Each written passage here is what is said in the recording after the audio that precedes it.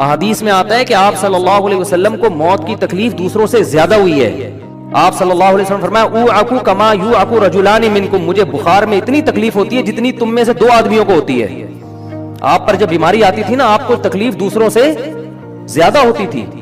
اور امی عائشہ رضی اللہ تعالی عنہا فرماتی ہیں کہ نبی صلی اللہ علیہ وسلم کا سر مبارک میری گود میں تھا جب آپ کی روح نکلی ہے, اور آپ کی جو میں نے موت کی تکلیف دیکھی ہے, جس شدت میں آپ جس تکلیف میں تھے, اس کے بعد مجھے کسی کی موت کی جو آسانی سے کوئی دنیا سے گیا ہو نا, اس کے مرنے پر مجھے کبھی رشک نہیں آیا. رشک کا کیا مطلب کہ بھئی یہ اتنی آسانی سے چلا گیا تو اس کا مطلب یہ زیادہ اچھا تھا, اور معاذ اللہ آپ صلی اللہ علیہ وسلم کے اعمال کم تھے, تو یہ تو ممکن نہیں ہے نا. کہتے ہیں مجھے کبھی کسی پہ رشک نہیں آیا کہ آرام سے مر گیا تو بہت نیک ہوگا. ٹھیک ہے نا, بہت مشکل ہے سمجھانا. امی عائشہ فرماتی ہیں کہ یعنی امی عائشہ کی حدیث کا مفہوم بیان کر رہا ہوں کہ نبی صلی اللہ علیہ وسلم کی موت کے وقت جو تکلیف کی حالت تھی, اس کو جب سے میں نے دیکھا ہے, تو امی عائشہ کی بات کا خلاصہ یہ ہے کہ اب اگر میں کسی کو دیکھتی ہوں نا کہ آرام سے روح نکل رہی ہے, یعنی آرام سے مر رہا ہے, دنیا سے جا رہا ہے, تو مجھے اس پہ رش نہیں آتا کہ وہ بہت نیک ہوگا. کیا مطلب؟ اس کا نیک عمل سے تعلق بولتے کیوں نہیں ہے. لیکن ہمارے ہاں سارا مدار کس پر ہے؟ مرنے کے بعد شکل کیسی ہے اس کی, آڑا ترشا ہو گیا تو جہنم میں جا رہا ہے, اس کا مطلب.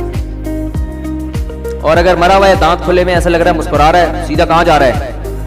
او بھائی, اگر خدا نخواستہ کوئی لقوے کا مریض تھا, کوئی فالج کا مریض تھا, وہ تو مرے گا تو اس کا تو بیچارے کا ہوگا تھوڑا سا چہرہ بھی ٹیڑھا ہو سکتا ہے, کچھ بھی ہو سکتا ہے, نیک لوگوں کا بھی ہو سکتا ہے. تو مدار کس پر ہے؟ اعمال پر. اور نیک لوگوں کو بعض دفعہ موت کے وقت ڈبل تکلیف دی جاتی ہے. ایک تو اس لیے دی جاتی ہے, یا تو اس لیے کہ کوئی گناہ ان کا باقی رہ گیا ہوتا ہے. اللہ کیا کہتے ہیں بھائی, قبر میں جانے سے پہلے اس کو ہمارے پاس دھلا کے لے کے آؤ, صاف ستھرا ہو کے. اب ہمارے پاس آ رہا ہے تو اب ہم نہیں چاہتے کہ اس کے گناہوں کی گٹھری ہو, اس کو پاک صاف کر کے لے. میں نے بڑے بڑے بزرگ دیکھے جن کو آخری وقت میں بہت مصیبت میں گزری ہوئی, یعنی زندگی کے آخری ایام, بیٹیوں کی ٹینشن, کسی بیٹی کو طلاق ہو گئی, وہ گھر آ گئی, کوئی اور مسئلہ ہو گیا, تو بڑی ٹینشن میں آخری وقت. لیکن وہ زبان سے کیا کہتے تھے؟ شکر, کہ یار شاید اللہ تعالیٰ ہمارے گناہوں کو معاف کرنا چاہے. اولاد کی حدیث میں آتا ہے کہ انسان کو اس کی گھر والی کی طرف سے, اس کی اولاد کی طرف سے, اس کے جسم کی طرف سے تکلیفیں پہنچتی رہتی ہیں, اور اس کے گناہ معاف ہوتے رہتے ہیں, حتی لقی اللہ طاہرا مطہرا, جب اللہ کے پاس آتا ہے نیٹ کلین, بالکل گناہوں سے پاک صاف ہو گیا.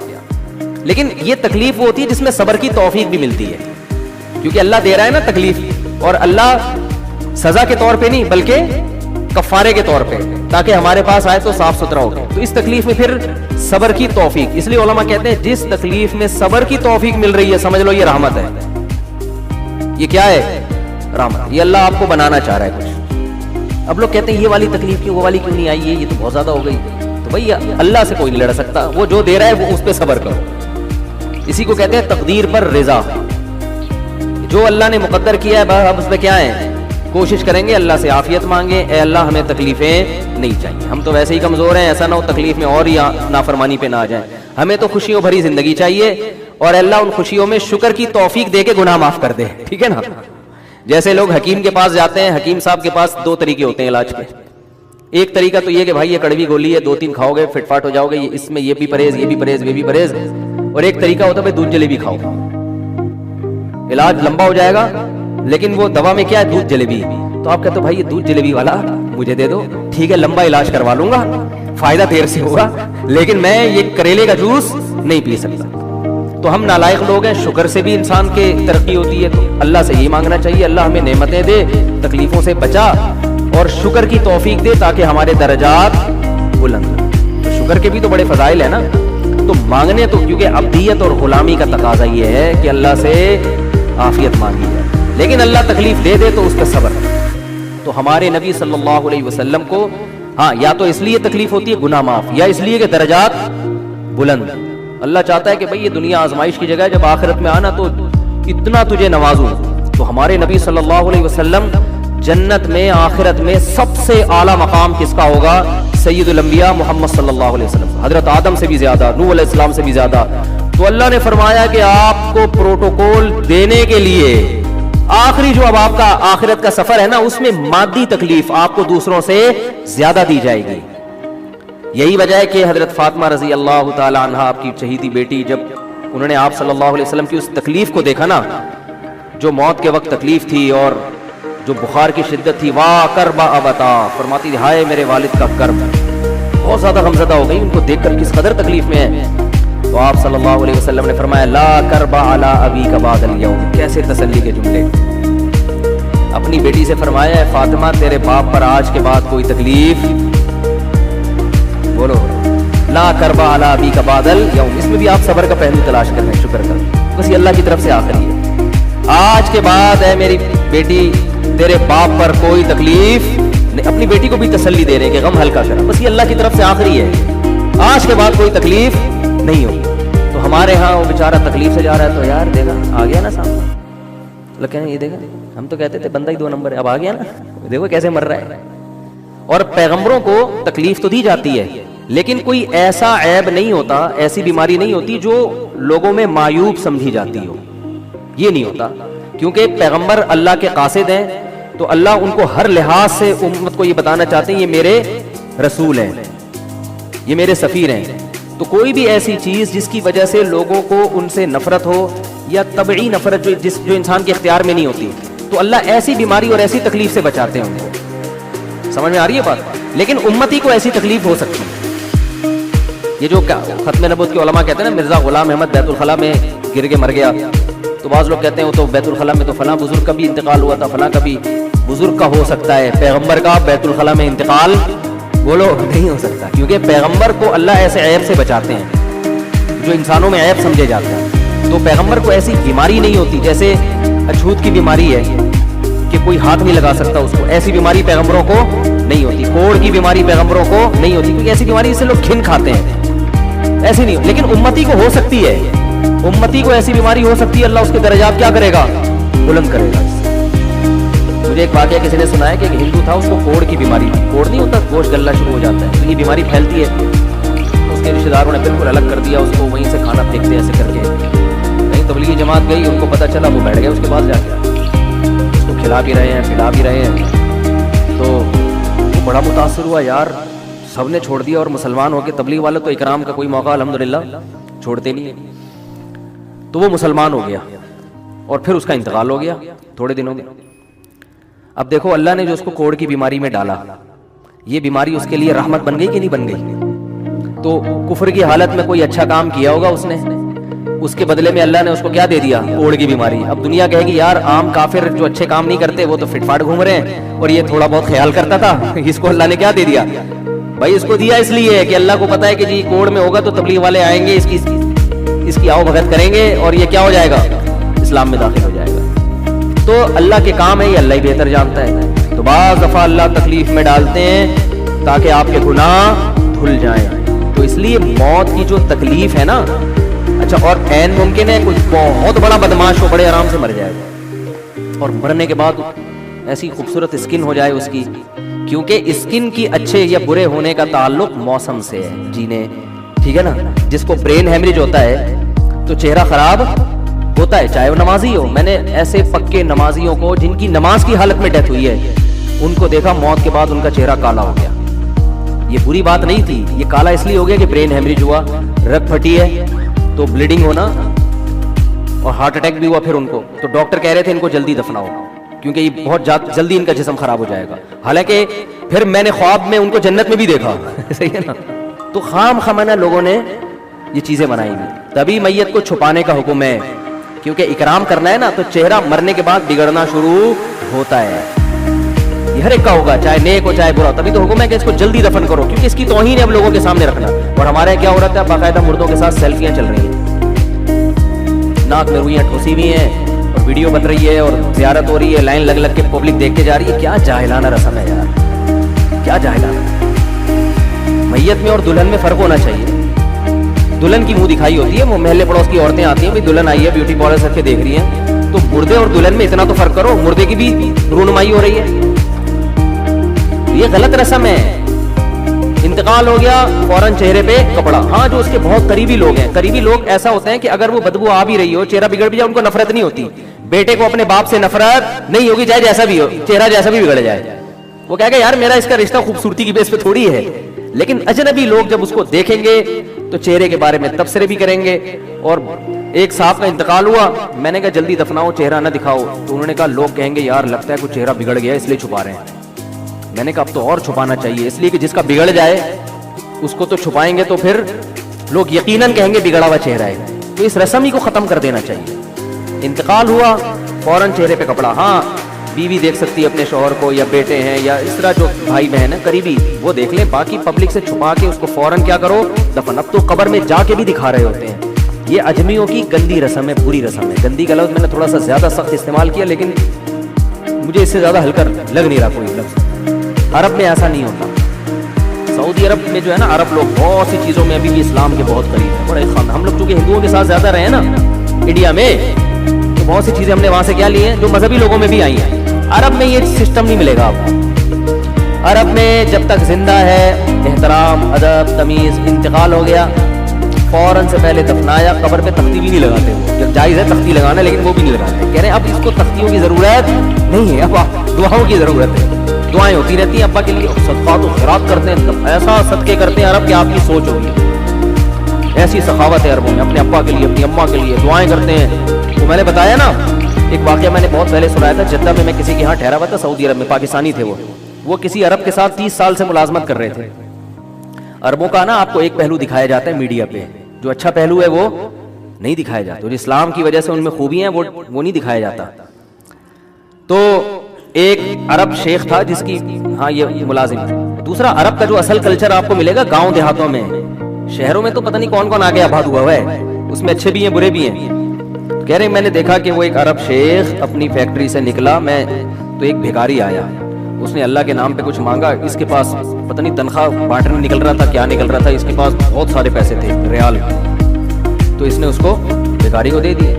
بھیکاری کو جیسے دیے, بھیکاری نے, اچھا یہ عرب بھی 80 سال کا بڈھا ہوتا, تو اس بھیکاری نے اس کے عربی کے ماں باپ کو دعائیں دینا شروع کر دی دل سے نا. تو پاکستانی تھا وہ, بڑا ڈیڑھ ہوشیار, دعائیں دی, اللہ کرے تمہارے ابا کی مغفرت ہو جائے, اللہ کرے. تو وہ عرب کو اتنا اچھا لگا, اس نے اور دی. پھر وہ شروع ہو گیا, اللہ کرے تمہارے ابا وہ پھر اور دیتی. کہہ رہے اتنے پیسے اس بھیکاری کو دے دیے. میں نے کہا یار یہ تو لاکھوں پتی بن گیا ہے, سارے پیسے ختم ہو گئے اس کے پاس.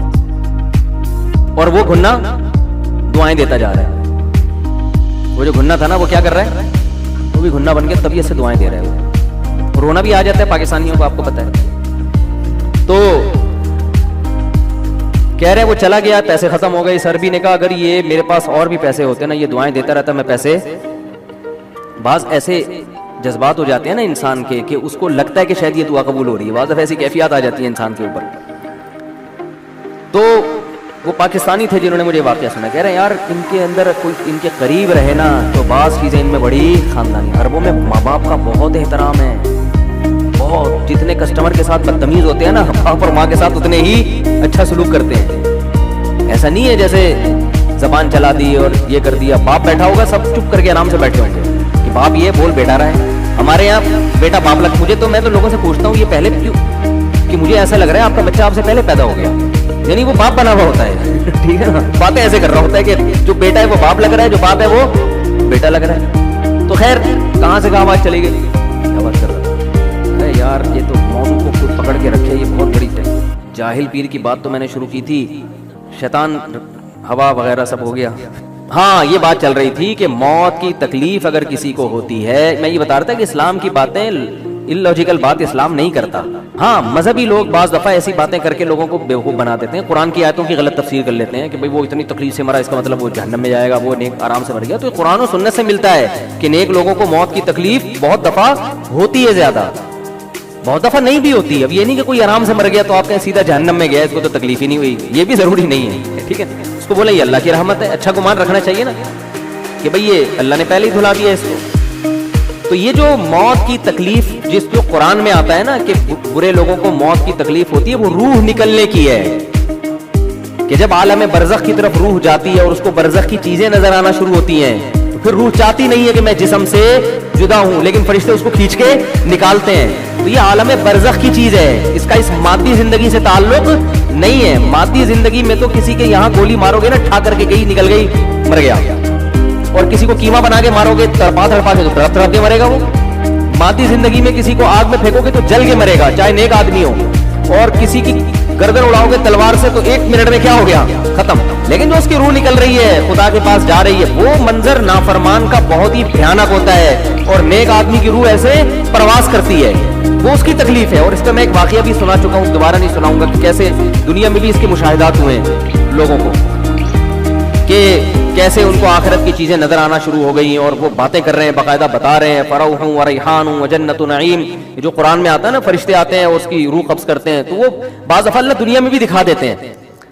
تو بات یہاں سے شروع ہوئی تھی, اذان کی بات میں نے شروع کی تھی, پھر وہ لاجک کی بات پتہ نہیں کہاں سے آئی, وہ میں بھول ہی گیا. تو اس جھوٹی نبوت کے دعوے دار کو نا اذان کی آواز آئی. حضرت مفتی تقی عثمانی صاحب دامت برکاتہم سے یہ واقعہ میں نے براہ راست سنا ہے, کہ ایک آدمی پچھلی زمانے میں نا, صدیوں پہلے, کسی نے جھوٹی نبوت کا دعویٰ کیا. تو آپ کو پتا ہے ہر جھوٹے کے ساتھ 8-10 چمچے مل جاتے ہیں, تو اس کے ساتھ 1 چمچہ ہو گیا. تو جھوٹی نبوت کا دعویٰ کیا, اور پھر یہ لوگ سفر کر کے کہیں جا رہے تھے. تو کوئی ایسے سردیوں کا علاقہ تھا, ایسے ٹھنڈے جگہ پہ پہنچے جہاں بہت برفانی ٹھنڈ اور ہوا کے جھونکے. سردیوں میں ہوائیں جن علاقوں میں چلتی ہیں, بہت کڑاکے دار سردی ہوتی ہے. تو اس جھوٹی نبوت کے دعوے دار کو نا اذان کی آواز آئی, اور اس اذان میں مؤذن کے الفاظ تھے, اشہد ان محمد رسول اللہ, میں گواہی دیتا ہوں کہ محمد اللہ کے رسول ہیں صلی اللہ علیہ وسلم. تو اس نے کہا کہ یار یہ آواز کہاں سے آ رہی ہے, اپنے چیلے سے کہا. اس نے کہا اپنے جو بھی مرشد اس کا, جو بھی پیر قذاب, اس سے کہا وہ دیکھ مینار پہ مؤذن چڑھا ہوا ہے, اندھیرے میں اتنی سخت سرد ہواؤں میں وہاں چڑھا ہوا ہے, اور کیا کہہ رہے ہیں, اشہد ان محمد رسول اللہ. اس وقت جب سب سو رہے ہیں, اس نے کہا یار ہم نے جو نبوت کا دعویٰ کیا نا واپس لے لیتے ہیں. ٹھیک ہے نا, ہم نے جو دعویٰ کیا نا نبوت کا, بہتر ہے کہ ہم اس سے کیا کر لیں, رجوع کر لیں. کیونکہ یہ پروٹوکول کسی سچے نبی کو تو مل سکتا ہے کہ رات کے آخری حصے میں عرب سے اتنا دور اندھیرے میں اٹھ کے سردیوں میں ایک آدمی کھڑے ہو کر محمد صلی اللہ علیہ وسلم کی نبوت کی شہادت دے رہا ہے. تو یہ عزت اور مقام کسی سچے نبی کو مل سکتا ہے, ہماری دکان چلنے والی نہیں. عقل مند تھا, رجوع کر لیا اسے. اور یہ رجوع الحمدللہ آج بھی سعودی عرب میں لوگ کر لیتے ہیں. پاکستان میں ایک شخص نے امام مہدی کا دعویٰ کیا, تو یہاں تو آپ کو پتا ہے امام مہدی کا بھی دعویٰ چلتا ہے, نبوت کے بھی چل جاتے ہیں, کچھ بھی چلاؤ, کچھ لوگ اکٹھے ہو جائیں گے آپ کے. تو وہ جب سعودی عرب گیا نا وہ, تو حکومت سعودیہ کو پتا چل گیا, حکومت سعودیہ نے گردن اڑانے کا حکم دیا اس کا نا, وہاں تو فوراً پکڑائی میں آؤ. ہمارے حضرت یہ واقعہ سنایا کرتے تھے, بہت پرانا واقعہ ہے. تو کسی طرح وہ بھاگ کر آ گیا. تب لوگ اس کے پاس جا رہے ہیں, سنا آپ امام مہدی کہہ رہے ہیں میں نے رجوع کر لیا ہے. حالانکہ امام مہدی سے تھوڑی رجوع ہوتا ہے, تو مسئلے سے تو رجوع ہوتا ہے, لیکن وہ کہا الحمدللہ ہم نے کیا کر لیا ہے, رجوع کر لیا. تو ہمارے حضرت اس بارے میں بڑی تعریف کرتے تھے اس معاملے میں, کہ وہاں آپ کو وہاں اس طرح کی دکانیں نظر نہیں آئیں گی, جادوگر بھی نہیں نظر آئیں گے آپ کو سعودی عرب میں. خیر, تو اللہ کو یہ آواز بہت زیادہ پسند ہے, اور شیطان کو یہ آواز بہت بری لگتی ہے, بہت بری لگتی ہے. تو یہ کیوں پسند ہے, اس لیے کہ یہ اللہ کی کبریائی کو 5 وقت بیان, 5 وقت اللہ کی کبریائی بیان ہوتی ہے. اشہد ان لا الہ الا اللہ, میں گواہی دیتا ہوں کہ اللہ کا, ہم بے شک نہ سن رہے ہوں, جو ہے نا, اللہ مؤذن کے ذریعے اپنا پیغام لوگوں تک پہنچا دے. تو اس لیے بھائی نماز کی بہت سخت پابندی کرو. حدیث میں آتا ہے آپ صلی اللہ علیہ وسلم نے فرمایا کہ جو لوگ دنیا میں نماز میں صف اول میں ہوتے ہیں نا, قیامت کے دن جب اللہ کا دربار لگے گا تو وہی صف اول میں ہوں گے. دیکھو میں تو نالائق سا آدمی ہوں, ٹوٹی پھوٹی شہرت مل گئی, ٹوٹی پھوٹی. تو کوئی عقیدت مند ملنے کے لیے آتا ہے نا دور سے, تو میں دیکھتا ہوں اس کے چہرے پر ایسے خوشی کے آثار, یار جیسے عقیدت میں مرا جا رہا ہے, اور ایسا مل کے خوش ہو رہا ہے. جو کوئی دور دراز سے آئے بیچارہ, تو وہ بڑا خوش ہو رہا ہوتا ہے یار حضرت سے ملاقات ہو گئی. اور جو عقیدت مند لوگ ہیں ایسے بھی ہیں جو کہہ رہے ہیں پتہ نہیں کیوں ہو گئی ملاقات ان سے, ان کو شادیوں کے علاوہ آتا کیا ہے. تو ہر طرح کی چیز چل رہی ہے مارکیٹ میں. تو کلپ میں اچھا یوٹیوب پہ نیگیٹو کمنٹ سے فائدہ بہت ہوتا ہے, انسان چوڑے میں نہیں آتا الحمدللہ. اپنی اصلاح کے لیے کسی پیر و مرشد کو رکھنے کی ضرورت نہیں. ایک کمنٹ ہوگا بڑا پازیٹیو, ابے یہ مفتی صاحب کے بیانات نے میری زندگی بدل یہ آدمی کہیں مجھے مل جائے میں اس کا ماتھا چوموں گا. آدمی چوڑے میں آنے لگتا ہے نا, ٹھیک ہے نا, یار ہم تو بڑے پڑھے. اگلا کمنٹ ہوگا, آدمی کہتے ہیں کانوں کو ہاتھ لگاؤ یار. تو میں اکثر کمنٹ پڑھتا ضرور ہوں, شاید سرسری پڑھوں لیکن میں پڑھتا ضرور ہوں. اس سے انسان کو اپنی اوقات پتہ چلتی رہتی ہے. ایسے بھی کمنٹ آ رہے ہوتے ہیں تو لوگ ہیں کچھ بھی بول. تو میں سوچتا ہوں کہ ہم جیسے نالائق لوگوں سے جب کوئی ملتا ہے ایسے عقیدت میں اتنا خوش, جب اللہ کا دربار لگے گا اور اللہ سے ملاقات ہوگی اور اللہ کی محفل ہوگی, تو جو اگلی صف میں ہوں گے ان کی خوشی کا عالم کیا ہوگا. تو اللہ کہے گا, کیونکہ وہ تو عمل کا بدلہ ہے نا, اللہ کہے گا جو آخری صف میں ہوتے تھے وہ وہاں بیٹھے جا کے, ٹھیک ہے نا. وہ کیونکہ جب جنہوں نے مجھے دنیا میں دیکھا نہیں تھا نا, اور میری دعوت پر پہلے مسجد میں آ کے بیٹھ جایا کرتے تھے, حالانکہ انہوں نے مجھے دیکھا نہیں تھا, تو آج جب تم لوگوں نے دیکھ لیا, مجھے یقین آ گیا, تو آج ان کو میں پروٹوکول دوں گا جو آخری صف میں ہوں گے وہ آخر میں. اور جب لوگ اللہ کے سامنے سجدہ کریں گے, اللہ جب اپنی تجلی ظاہر کرے گا, تو جو نماز پڑھنے نہیں آتے, قرآن کیا کہہ رہے ہیں, ان کو میں محروم کر دوں گا. اور ان کو پھر میں بتاؤں گا کہ میری طرف سے جب ندا لگائی جاتی تھی نا, حی علی الصلاۃ, نماز کی طرف, تم سمجھتے تھے مؤذن بلا رہا ہے, مؤذن تھوڑی ہو, تو میں بلا رہا ہوتا تھا. تو میری طرف سے جب ندا لگائی جاتی تھی, تم صحیح سالم ہوتے تھے, گھر میں پڑے رہتے تھے. تو آج بھی تمہیں میری زیارت کی اجازت نہیں ہے, کیونکہ وہ تو عمل کا بدلہ ہے بھائی. دنیا میں تو سب کے لیے حکم برابر ہے, آخرت میں تھوڑی ہوگا. اگر آخرت میں اللہ بے نمازی ہو گئے تم آگے آ جاؤ, تو نمازیوں کو تکلیف ہوگی کہ نہیں ہوگی؟ اللہ آج تو سب نے دیکھ لیا. اور حدیث میں آتا ہے اللہ کا دیدار اتنا لذیذ ہوگا, اتنا اس میں لذت ہوگی کہ جنت کی ہر نعمت کو بھول جائیں گے لوگ. ابھی ہم نے دیکھا نہیں ہے نا, اس لیے ہماری سمجھ میں نہیں آ رہا. امام شافعی رحمہ اللہ تعالیٰ فرماتے ہیں کہ اگر نافرمان کو صرف یہ عذاب دیا جاتا نا کہ جس دن اللہ کی زیارت ہوگی وہ اس زیارت سے محروم ہوں گے, تو فرماتے ہیں کہ جہنم کا عذاب نہ بھی ہوتا تو یہ عذاب کافی تھا ان کے لیے. کیونکہ امام شافعی تو کے دل میں تو اللہ کی معرفت تھی نا, وہ تو جانتے تھے کیا ہوگا. کہتے ہیں یہی عذاب بہت بڑا ہے کہ انہم عن ربہم یومئذ لمحجوبون, کہ یہ لوگ اس دن اللہ کی زیارت سے محروم ہو جائیں گے. تو قیامت کے دن جب اللہ کا دربار لگے گا, یا جنت میں بھی اللہ کی زیارت ہوا کرے گی, تو آپ نے فرمایا کہ اللہ کے قریب ترین وہ لوگ ہوں گے جو دنیا میں اللہ کے قریب ہوا کرتے تھے.